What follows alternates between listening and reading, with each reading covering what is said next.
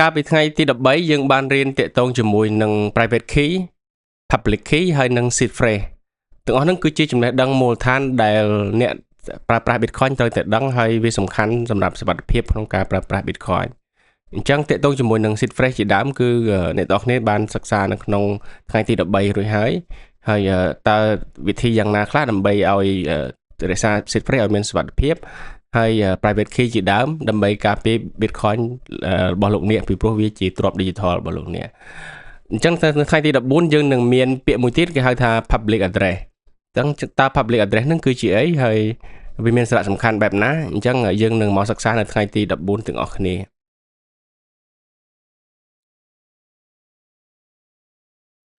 អូខេអញ្ចឹងនេះគឺជាអ្វីដែល Benny គាត់បានចែករំលែកនៅថ្ងៃទី14ហើយគាត់និយាយអំពី public key អញ្ចឹងថ្ងៃទី14គាត់ទៅសេថា if I give out my public key can someone see my bitcoin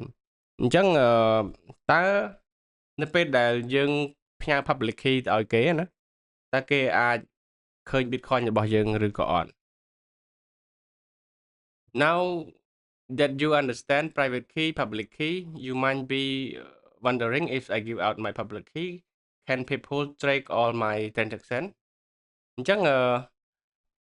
យើងបាន understand ទាក់ទងជាមួយនឹង Bitcoin private key ហើយនិង public key នៅមេរៀននៅថ្ងៃទី13រួចហើយតែមានបើសិនមានចម្ងល់ថាបើសិនជាយើងផ្ដល់ឬក៏ឲ្យ public key ហ្នឹងទៅឲ្យអ្នកដទៃណាតែយើងគេអាច track បានគេអាចតាមដានរាល់ប្រតិបត្តិការរបស់យើងឬអត់អញ្ចឹងអាហ្នឹងគឺ that's where public address come in អញ្ចឹងនៅពេលដែលមានចម្ងល់ឡើងហ្នឹងអញ្ចឹងមានដំណោះស្រាយមួយគឺតាក់ទងជាមួយនឹង public address អញ្ចឹងបានន័យថាអាស័យដ្ឋានសាធារណៈ public key vs public address public key ជាមួយនឹង public address តើវាខុសគ្នាបែបណា public key is a long string of letters and numbers derived from your private key អញ្ចឹងតាក់ទងជាមួយនឹង public key ហ្នឹងគឺជាstring បានន័យ string វែងដែលខ្ញុំបានចែករំលែកនៅក្នុងមេរៀនទី13ណាខ្ញុំនឹង share កន្លែងនេះឲ្យអ្នកទាំងអស់គ្នាមើលម្ដងទៀតវាមានរូបរាងបែបម៉េច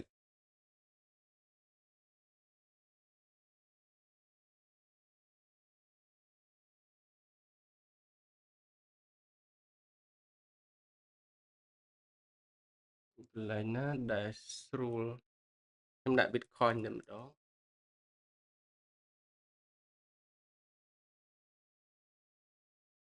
អូខេអានេះជា example មួយនេះក៏បានអូខេអញ្ចឹងតាក់ទងជាមួយនឹង Bitcoin public key ហ្នឹងគឺវាជា string វែងបែបនេះណាហើយវាជាលេខគោល16នៅក្នុង computer science ណាអញ្ចឹងតើទាំងអស់ហ្នឹងគឺវាកើតឡើងចេញពីការដែលយក private key ទៅ generate អញ្ចឹងតើតើមាន private key បាន private key ហ្នឹងគឺជាកូនសោដែលទៅ generate public key វា pair គ្នាពីរហ្នឹងណាអញ្ចឹងprivate key មួយគឺមាន public key មួយហើយ however it is not what you actually use when receiving Bitcoin អញ្ចឹងទាក់ទងជាមួយ public key ហ្នឹងគឺយើងអត់ត្រូវបានប្រើ directly ដើម្បីទទួល Bitcoin ទេបើន័យថាគេអត់ប្រើ private key public key ហ្នឹងដោយត្រង់ដើម្បីផ្ញើដើម្បីទទួល Bitcoin ទេគឺ instead Bitcoin wallet create public address which adds a layer of privacy អញ្ចឹងនៅក្នុង Bitcoin wallet ហ្មងគឺគេមាន address មួយទៀតគេហៅ public address ឬក៏អាសយដ្ឋានសាធារណៈណាដែលវាមានតួនាទី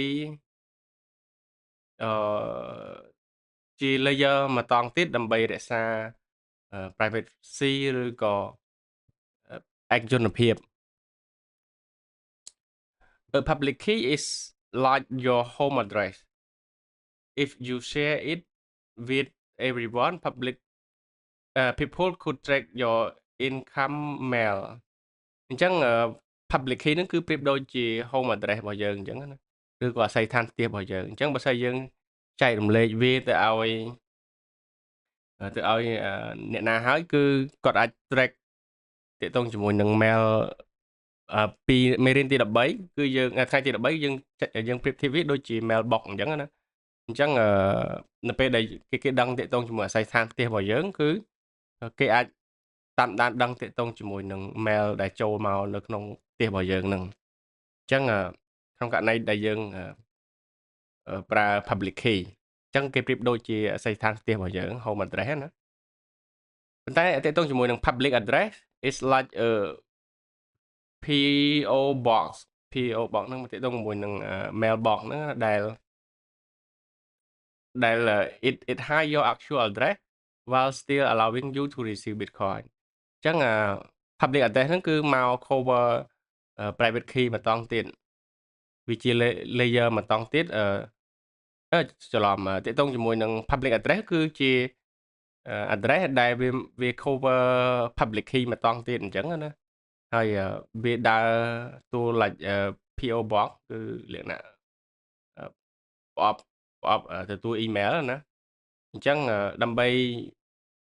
លាក់ទាក់ទងជាមួយនឹង actual address របស់យើងហ្នឹងទាក់ទងជាមួយនឹងលាក់ public key ណា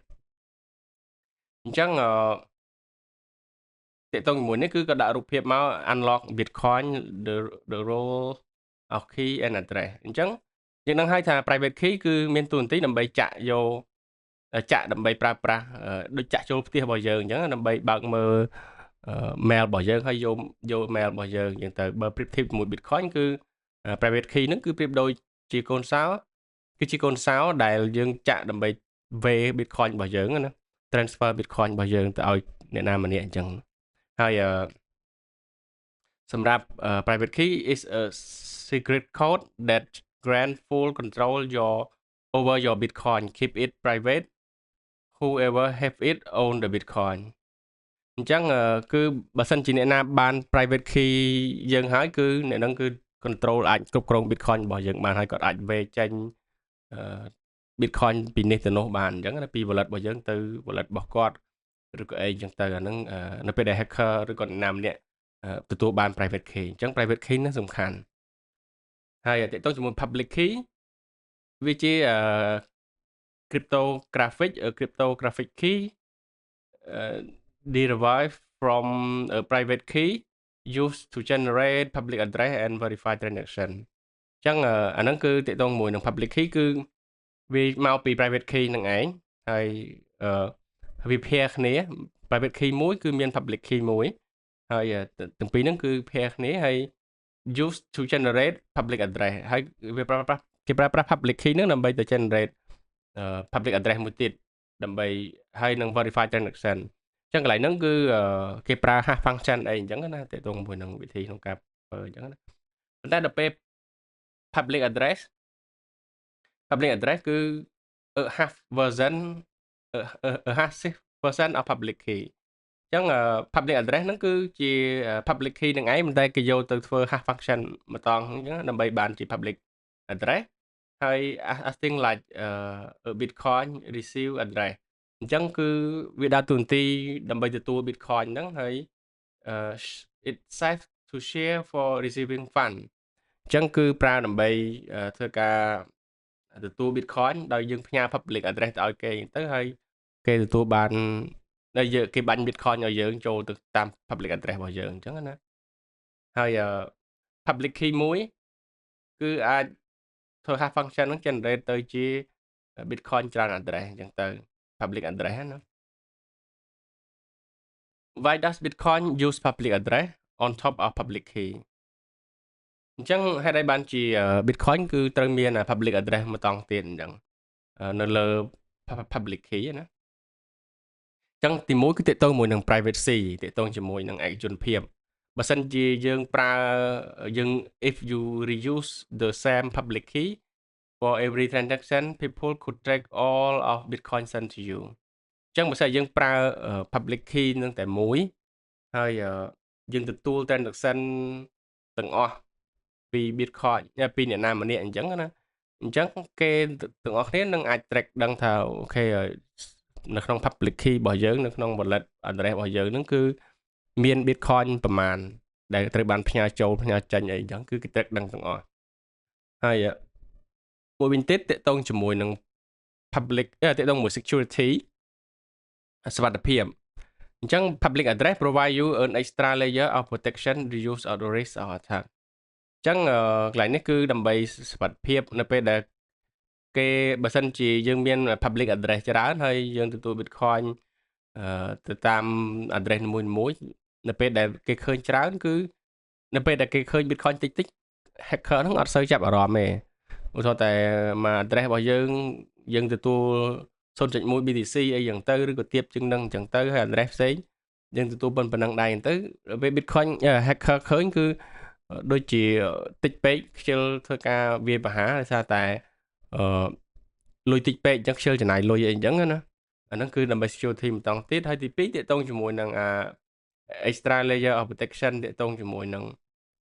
និយាយទៅគឺសរុបទៅគឺដើម្បីរក្សាសុវត្ថិភាពកុំឲ្យអ្នកដែលជាជន hacker ហ្នឹងគឺគាត់ចាប់អារម្មណ៍ទៅលើ address របស់យើងច្រើនពេកអញ្ចឹងបើសិនយើងប្រើតែមួយអញ្ចឹងវាធ្វើឲ្យគេចាប់អារម្មណ៍ច្រើនដោយសារតែយើងមាន Bitcoin នៅក្នុង wallet ច្រើនអញ្ចឹងណាហើយវាជាគោលដៅនៃការវាយប្រហារ How do public address work អញ្ចឹងតើ public address ហ្នឹងគឺធ្វើការដោយរបៀបណា You can generate unlimited public address without needing a new wallet អញ្ចឹងយើងអាច generate public address បានច្រើន unlimited អត់មានកំណត់ទេដោយអត់ចាំបាច់បង្កើត wallet ច្រើនអាហ្នឹងគឺបច្ចុប្បន្នបើសិនអ្នកនរគ្នាប្រើ wallet អ្នកនរគ្នានឹងឃើញតកតងជាមួយនឹងការ generate បែបហ្នឹងអញ្ចឹងហើយយើងអាចធ្វើបានហើយអាហ្នឹងគឺដើម្បី reuse ការដែលគេ track wallet address របស់យើង public address របស់យើងណាអញ្ចឹង each public address is derived from your public key but only reveal transaction associated with a specific address keeping your overall activity private អញ្ចឹង public address ទាំងអស់ហ្នឹងគឺវាចេញមកពី public key នឹងឯងហើយប៉ុន្តែ you only reveal the transaction associated with the specific address អញ្ចឹងទាក់ទងជាមួយនឹង address នីមួយហ្នឹងគឺគេអាច check បានតាមរយៈ public address អញ្ចឹង specific address ហ្នឹងឧទាហរណ៍តែយើងមាន public address 10អញ្ចឹងគេអាច check មួយអញ្ចឹងណាបើសិនជា address ផ្សេងទៀតគេអត់ដឹងទេគឺគេអត់ស្គាល់ទេគាត់តែគេអត់ដឹងថាមាន transaction ប្រមាណចេញចូលប្រមាណទេអញ្ចឹងអាហ្នឹងគឺដើម្បីរក្សា privacy ទាក់ទងជាមួយនឹងសុវត្ថិភាពនឹងទៅលើ address របស់យើងណាទៅលើ wallet របស់យើងណាអញ្ចឹងបើសិនជាយើងមាន public address ច្រើនហើយ hacker គាត់ដឹងតែ address អាស័យដ្ឋាន address ហ្នឹងតែមួយអញ្ចឹងគឺគាត់មើលទៅអូខេ wallet ហ្នឹងមាន Bitcoin តិចទេអញ្ចឹងខ្ជិលព្យាយាម hack អញ្ចឹងណាវាអត់មានបានប្រយោជន៍អីអញ្ចឹងណាឬក៏វាខាតអីចឹងទៅអញ្ចឹងបើសិនជាគាត់ឃើញច្រើនគាត់ឃើញ Bitcoin នៅក្នុង address នឹងច្រើនអញ្ចឹងវាអាចមានបញ្ហាគាត់ព្យាយាម hack អញ្ចឹងទៅអញ្ចឹងបាន public address ហ្នឹងគឺវាធ្វើឲ្យមាន privacy នឹងច្រើនជាងមុនដោយសារតែយើងអាច generate បានច្រើនហើយយើងអាចបែងចែក address នីមួយៗហ្នឹងទៅទទួល Bitcoin ផ្សេងគ្នាអញ្ចឹងណា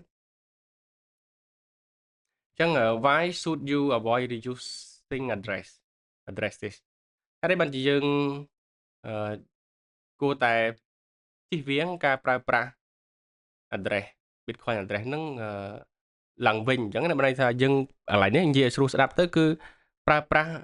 Bitcoin address ហ្នឹងតែមួយអញ្ចឹងណាអញ្ចឹង every time you use the same public address you expose more detail about your Bitcoin transaction history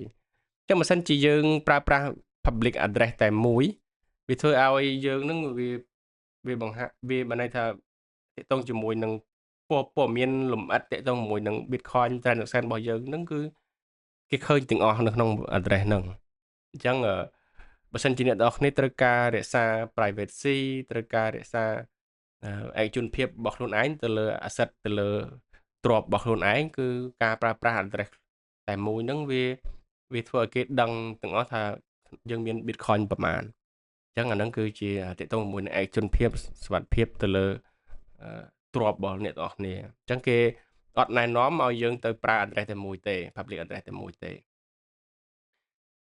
generating a new address each time improve your privacy and security